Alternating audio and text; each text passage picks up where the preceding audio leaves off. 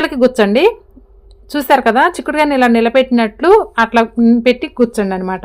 తర్వాత 4 పక్కల కూడా 4 స్టిక్స్ ఇలా గుచ్చి నిలబెట్టి కూర్చుంచండి.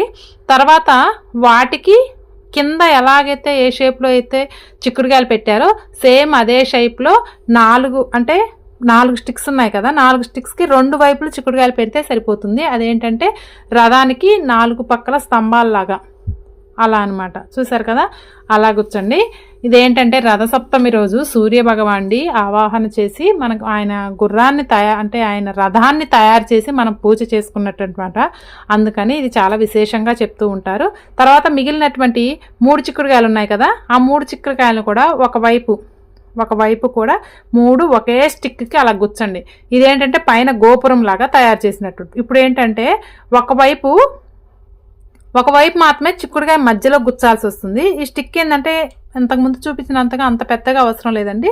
కొంచెం చిన్నగా కట్ చేసుకొని మీరేం చేస్తారంటే ఒకవైపు అటు సైడ్ మూల ఇటు సైడ్ మూల 2 చిక్కుడుకాయల తలలు కూడా గుచ్చండి.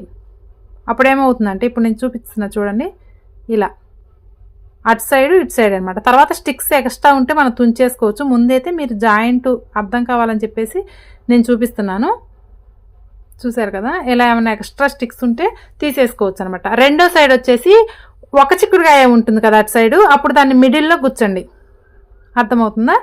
అటు మిడిల్లో గుచ్చండి అలా అనమాట. చూసారు కదా, ఇప్పుడు గోపురం తయారైంది, కిందది కూడా తయారైపోయింది. ఇప్పుడు మనం గింజలతో అలా గుచ్చుకుంటే కనుక పూజ చేసేటప్పుడు కూడా ఇలా చేయి తగిలినా కానీ వాలిపోకుండా, పడిపోకుండా, ఊడిపోకుండా ఉంటుందన్నమాట. చూసారు కదా, సూర్యభగవానుడి రథం అయితే రెడీ అయిపోయిందండి. మనం ఇప్పుడు దీనికి గంధం బొట్లు, కుంకుమ బొట్లు పెట్టుకుందాం. ఇప్పుడు మనం స్నానం చేసి వీటికి బొట్లు పెట్టుకునేటప్పుడు మాత్రం ఓం సూర్యదేవాయ నమః, ఓం సూర్యదేవాయ నమః అనుకుంటూ బొట్లు పెట్టుకోండి.